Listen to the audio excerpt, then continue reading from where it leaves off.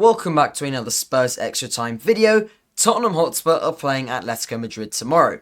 And yes, we are 5-2 down. But I think it is worth believing that we can win this. And also that just because it's an uphill to climb, it doesn't mean it's impossible to climb. If you're new around here, I'd really appreciate if you hit that subscribe button for more videos just like this one. And now, let's get straight into it. So, some great news is that Igor Tudor has confirmed that Lucas Bergvall and Destiny Udogie will both be back tomorrow. And this is very, very good because this has also been accompanied by the news that Igor Tudor has also confirmed that Romero will also be back, but unfortunately Palhinha won't. Obviously, them two both got injured by each other in that last game against Atletico Madrid. And this is obviously worth pointing out because they are important players, but also because if you compare this to our last bench, which we had against Liverpool, we only had 7 substitutes out of the possible 9. And so imagine adding Bergvall, Romero, and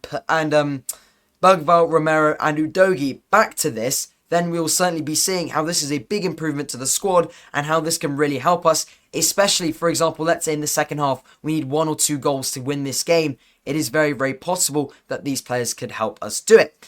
And now, obviously, we need to look at also what could perhaps happen with the tactics.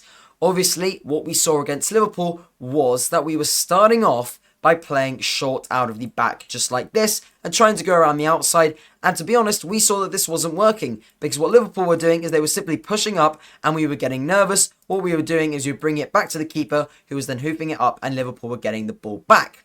But, of course, this doesn't need to happen. Instead, what Igor Tudor decided to do was that now, against Liverpool in the second half mainly, we started playing long. And this was actually really, really good because we were the ones who started to push up and we were actually good enough to win these second balls in these areas, and that's actually how we ended up scoring. So it will certainly be interesting to see if Igor Tudor opts to go for the long ball straight away against Atletico Madrid, obviously depending on what sort of analysis he's done.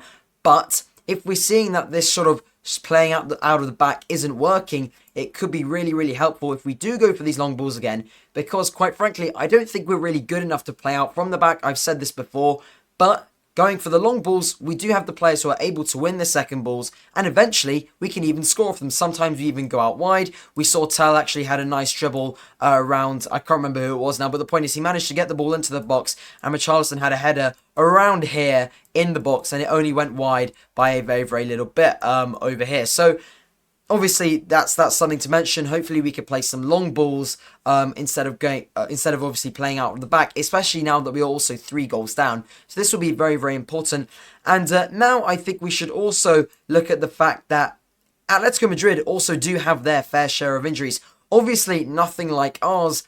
However, their best keeper, obviously Jan Oblak, highly regarded as having been one of the best goalkeepers in the world at one point, and he still is very, very good, is looking very unlikely to play for tomorrow. And so Musso looks like he's going to be taking the net.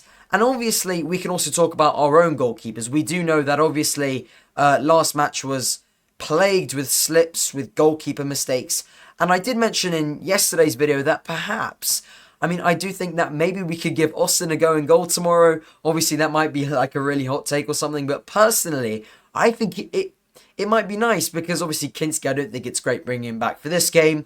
Vicario, he did also make an error against Liverpool. And perhaps this could be a good game to give Austin. Obviously, it would be his biggest game of his life. And maybe he might get nervous. Maybe he will make a mistake. Who knows? But maybe we will need to see what Tudor decides to do that. I very much doubt he will. But I thought I'd throw that out there just in case.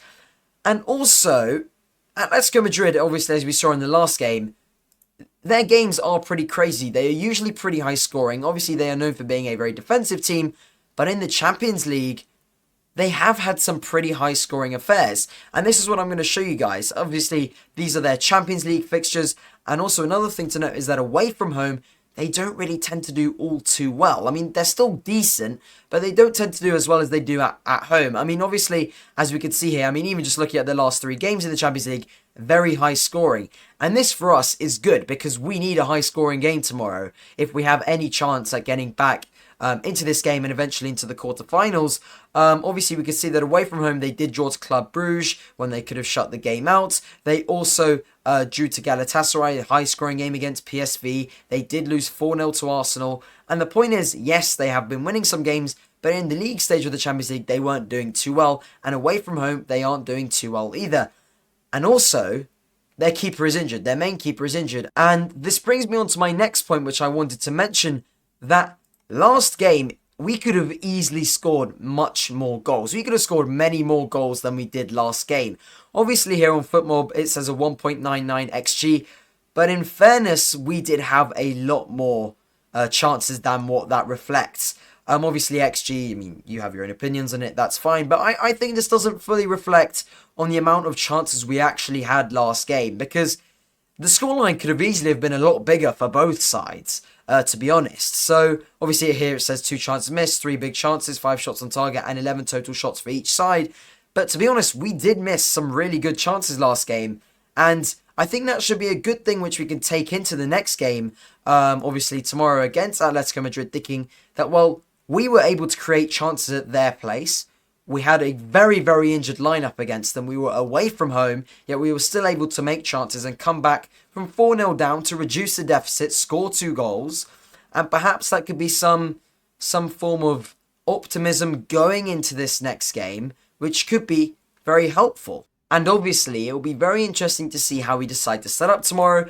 I do think that a front 2 is probably quite essential, considering that we are, after all, 3 goals down and we are chasing the game. There is potential for Xavi Simons, even though he hasn't been playing too well recently, to be playing around this 10 area. Of course, if we are playing long balls, that might not be the best option, considering he is quite short as well. Also, another thing to mention is that Tell last game was very, very lively. Obviously, he didn't get a goal or an assist, but the point is he was looking lively, taking down the players on the right back and the right wing, and eventually he was even getting crosses into Richarlison, which was really, really good, and there were quite a few times at which we nearly even scored from it, which was good to see, of course. But, obviously, I do also think that certain other things are essential. I do really want to see Solanke play tomorrow, because obviously he has scored goals in Europe this season. He scored against Borussia, he scored against Frankfurt, and to be honest, I think in Europe he's been doing really well. Richarlison has also been scoring quite a few goals for us this season, so it could be good to see him start as well. Obviously, Igor Tudor has worked with Kolo Muani at Juventus before, so maybe he might start him. But one player, obviously, who I do really want to see tomorrow and who probably will play is Archie Gray right here. He always gives it his all, and he is certainly one of our best players at the moment. And I think if we do get through, he will certainly be one of our main players to contribute towards it.